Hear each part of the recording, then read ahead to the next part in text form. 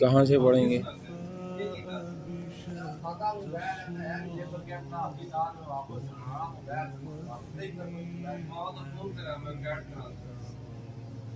ہاں جی، کہاں سے پڑھیں گے؟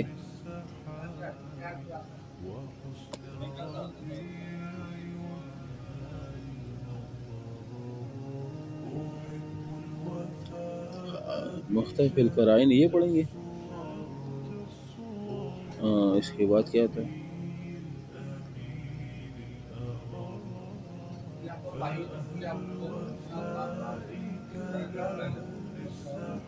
جی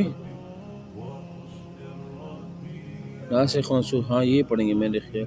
ہاں وہ تو پڑھ لیا تھا، وہ کیا تھا اس کو محکم، یہ واقعہ محکم مختلف فیہ پڑھ لیا تھا، یہ پڑھیں گے، یہی پڑھیں گے۔ ناسخ حدیث ہو منسوخ ہو، دیکھو اصول حدیث کی اہم اصطلاح ہے ناسخ اور منسوخ کسے کہا جاتا ہے۔ دیکھو پہلے آپ نسخہ کی تو لغوی معنی، لفظی معنی نسخہ کا کیا ہے، اس کا اصطلاحی معنی کیا ہے وہ آپ سمجھ لیں، پھر ہم منسوخ کی طرف آئیں گے کہ منسوخ آیات یا منسوخ حدیث وغیرہ وغیرہ یہ اور اس کا حکم وہ پڑھیں گے، ٹھیک ہے نا۔ دیکھو نسخہ کا جو لغوی معنی ہے وہ مٹانا، حذف کرنا، ریموو کرنا، ختم کر دینا، ڈیلیٹ کر دینا، ایک حکم کو اٹھا دینا، اس کو کیا کہا جاتا ہے؟ نسخہ لغوی اعتبار سے وہ کہا جاتا ہے، ٹھیک ہے نا۔ اور اصطلاح میں کسے کہا جاتا ہے؟ اصطلاح میں نسخہ کا مطلب یہ ہے کہ رفع الحکم شرعی بدلیل شرعی متراخ عنہ، کہ ایک حکم شرعی کو دوسرے حکم شرعی کے ذریعے اٹھا دینے کو کیا کہا جاتا ہے؟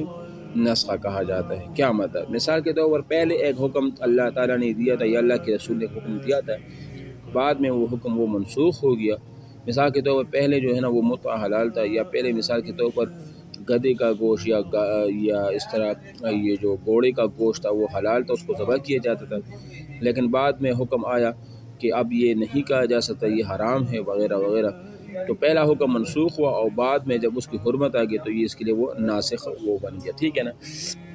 یا مثال کے طور پر قرآن مجید میں جیسی بہت سی آیاتیں ہیں نا جو کہ منسوخ آیاتیں ہیں، مثال پہلی عورت کی عدت ہوا کرتی 1 سال، بعد میں جو ہے نا ان کی عدت مخصوص ہو گئی، یا تو 4 مہینے 10 دن ہو گئی یا 3 مہینے وغیرہ وغیرہ، وہ عدت وہ ہو گئی،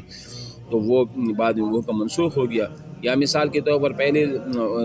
پہلے ابتدائی اسلام میں نماز کے دوران باتیں کرنا، اگر کوئی نماز پڑھ رہا ہو اور اس کے درمیان کوئی آ گیا اس نے سلام کیا تو سلام کا جواب وہ دے دیتے تھے،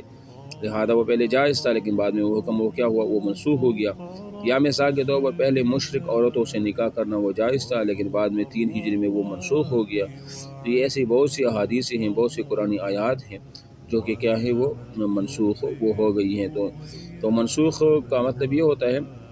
کہ ایک حکم شرعی کو دوسرے حکم شرعی کے ذریعے وہ اٹھا دینا،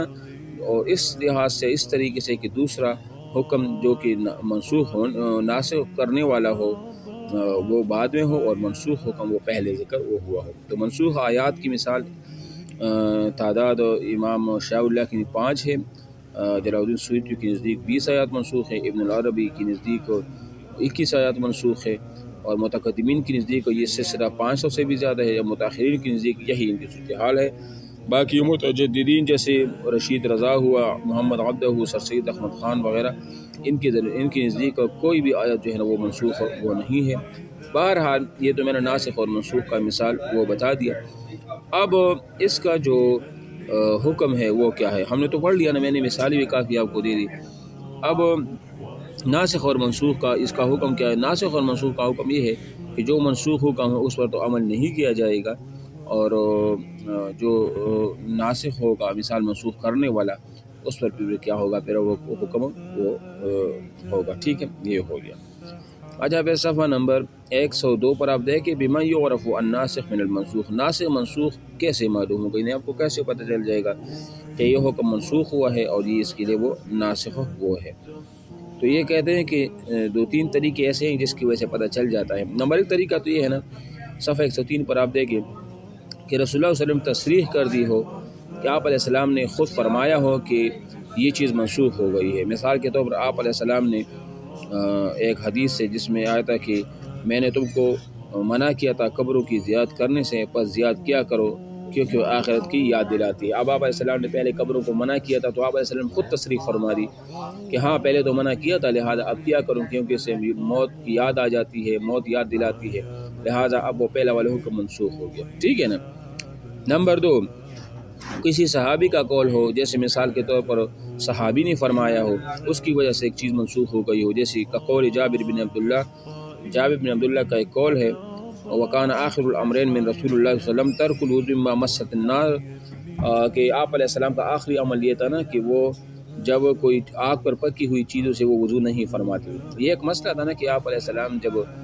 آگ پر پکی ہوئی چیز کھا لیتے تھے تو اس کے بعد وضو فرماتے تھے، تو ایسا تو بڑا مشکل ہوگا کہ ہر بندہ جب وہ آگ پر پکی ہوئی چیز کھا لیتے تو وضو فرمائے، لیکن جابر بن عبداللہ فرماتے کہ بعد میں یہ حکم منسوخ ہوا،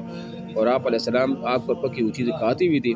لیکن کیا ہوتا تھا وہ اس کے بعد آپ وضو نہیں فرماتے تھے، تو اس کا مطلب یہ ہوا کہ پہلا والا حکم کیا ہوا تھا، وہ منسوخ وہ ہو گیا تھا، ٹھیک ہے نا۔ اور اس کی تیسری صورت یہ ہے کہ مثال بمعرفت تاریخ، یعنی تاریخ، ایک حدیث کی تاریخ جو ہے نا وہ کیا ہو، تاریخ حدیث کا معلوم، مطلب ایک تاریخ حدیث وہ حدیث پہلے آیا ہو اور دوسرا اس کے جو مقابل میں وہ بعد میں آیا ہو، تو پہلا والا وہ منسوخ شمار ہوگا، جو بعد والا ہوگا وہ کیا ہوگا، وہ ناسخ وہ ہوگا، ٹھیک ہے۔ بہرحال یہ تو آسان سی مثالی تھی، یہ تو ہو گیا۔ اب صفحہ نمبر 104 پر آج اس میں تصنیفات کون کون سی کون کون سے ایسی تصنیفات کی گئی ہے، ناسخ اور منسوخ پر کتابیں کون کون سی وہ لکھی گئی ہے، تو اس میں کافی کتابیں ہیں، لیکن آپ اس میں سے جو پہلی والی کتاب ہے نا، مثال کے طور پر باب دوسرا الناسخ والمنسوخ لامام احمد ابن حنبل، امام احمد ابن حنبل نے ایک کتاب جو وہ لکھے ہے الناسخ والمنسوخ، آپ اس کو بھی یاد کر لیں، یہ اکثر ٹیسٹ میں پوچھا جاتا ہے کہ ناسخ منسوخ کس کی کتاب ہے، تو یہ ہے۔ اور دوسری نمبر ایک کتاب ہے تجرید الاحادیث المنسوخ، تجرید الاحادیث المنسوخ، یہ بھی ایک کتاب ہے، اس کو علامہ ابن جوزی نے لکھا ہے، منسوخ